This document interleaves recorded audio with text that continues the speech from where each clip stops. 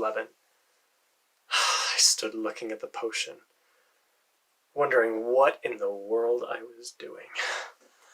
I had decided to get more potions, and most of them I felt fine about, but I had to get the love potion.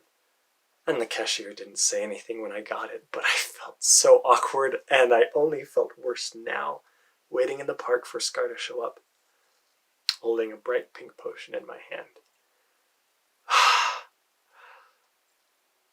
I shouldn't have bought it. I just shouldn't have bought it. But I did. And now I couldn't think about anything else but the fact that I had a potion, and I was thinking of spiking Scar's drink with a love potion.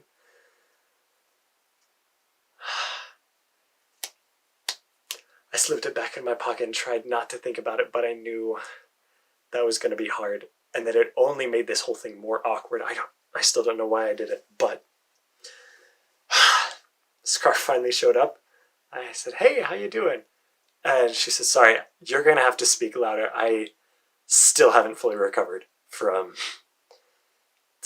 a few days ago." And I said, "Oh, how you doing?" And she said, "Oh, doing well." And we spoke loudly, and she said, "You had a place in mind to go?" And I said, "Yeah, there's a diner where I go to hang out with friends, and I figure it's probably been a while since you've had a good Earth meal." And she said that, yeah, it'd been a while. So she said, "Yeah, let's go." And so we walked our way along from the park to the diner. And we got in, ordered some food, and I could tell that it was weird for her to be like on Earth doing Earth things. It's just weird to me, but you know, it is what it is. But we got our food, sat down, and she said, "So what was it that you wanted to talk about?" And I explained that I just visited the world of Harry Potter, and there was no mention of Harry Potter. And I wondered if she had any idea what might be going on, or if it was a different world altogether or something. And she said, "Yeah." She said, "Well, you've heard of parallel dimensions, right?" I said, "Well, yeah.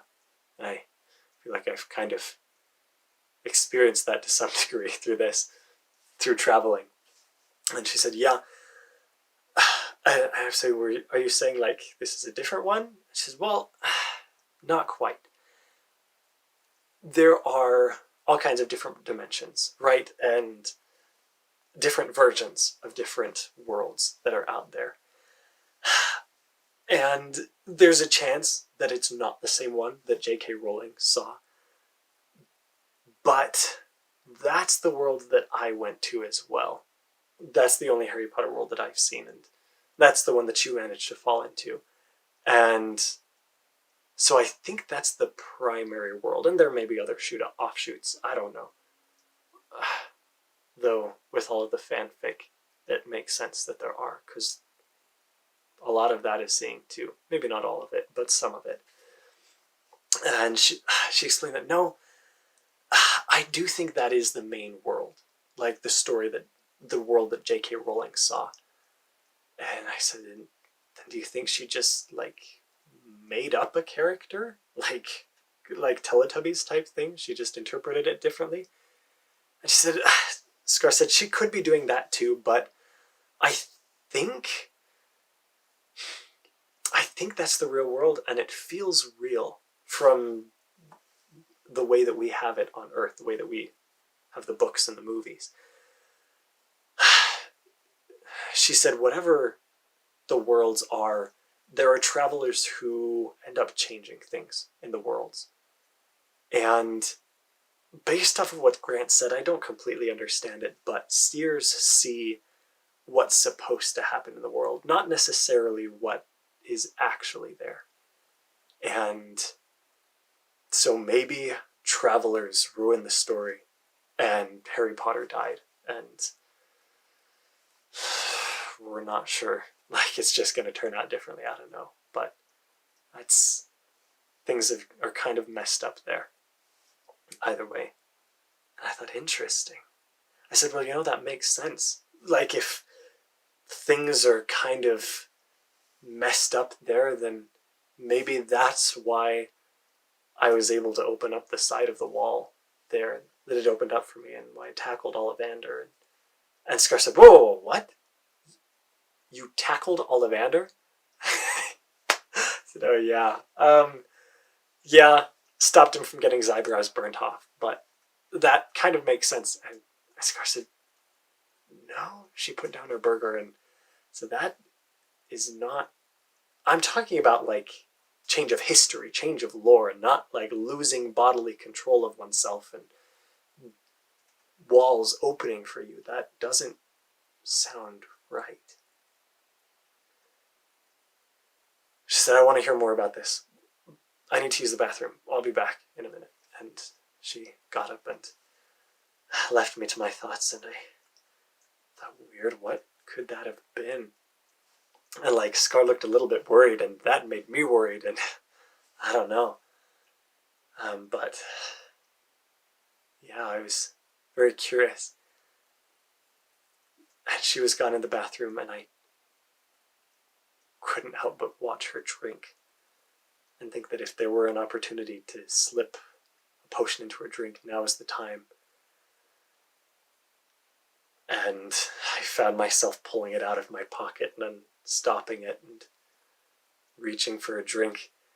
I pulled off the lid and held the potion over a drink, and I couldn't make myself do it. I felt so awkward, and I had no idea what was going to happen. I put the lid back on to the bottle and to her drink, and I stuck it back and looked around to make sure nobody noticed, and a guy on the far side of the rest of the diner was watching the hamburger halfway to his lips, and he was just watching me, and I thought, oh no.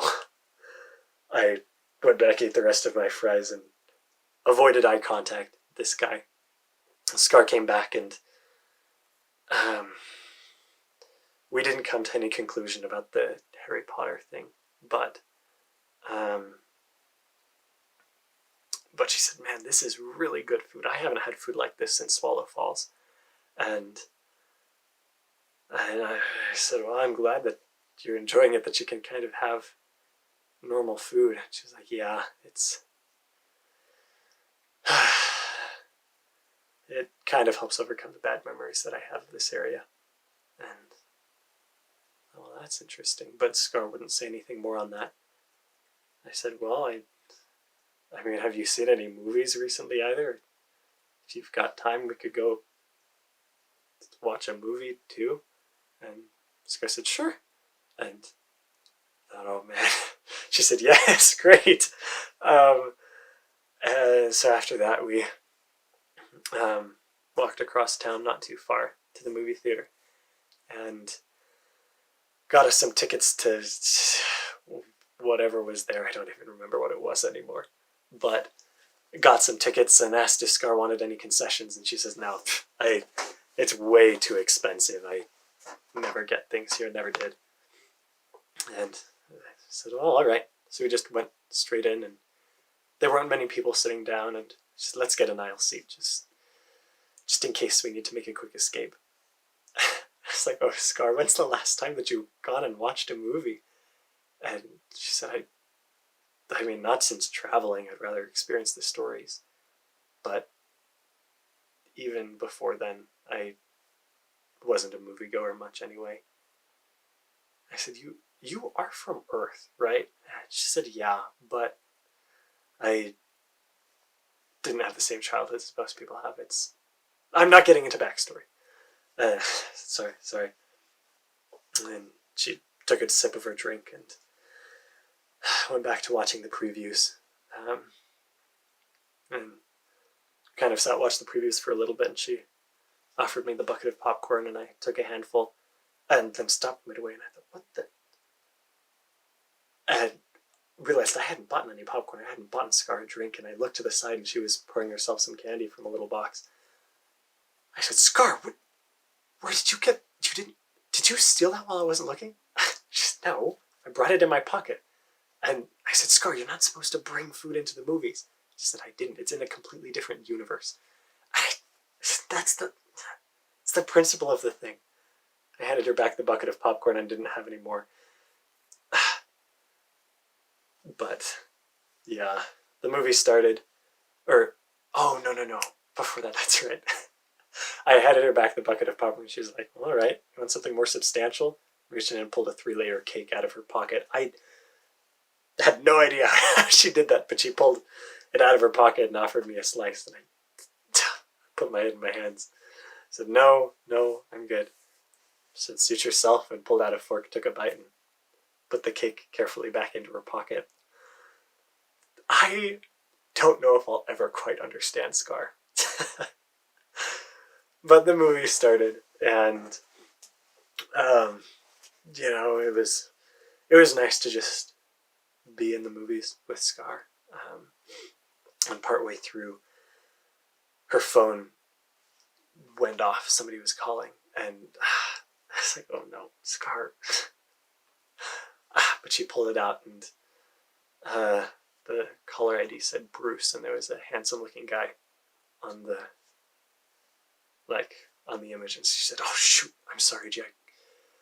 I forgot it's already this time. I'll be right back, but I have to take this call. And she got up and answered, and some people gave her glares as she went down and left the theater. And I thought, oh man. And I just saw Bruce's face, and I thought, no, there's another guy. And I mean, we never established that this was a date, but and the movie was just completely gone for me. All I could think about was Scar, and I was like, no, but I really want this. And I looked around, and it was dark, and Scar was gone. And before I could give it more thought, I reached in my pocket, pulled out the love potion, poured some in her drink, and stuck it back, and tried to watch the movie. Oh my gosh. Oh, my teenage years.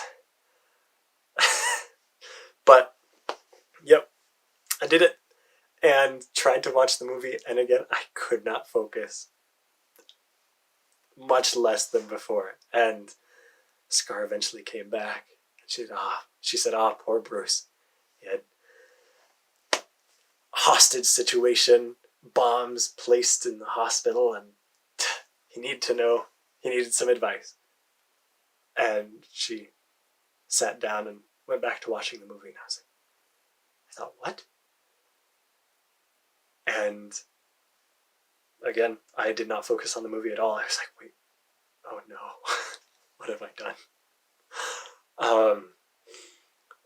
And I sat there petrified and just completely lost in thought.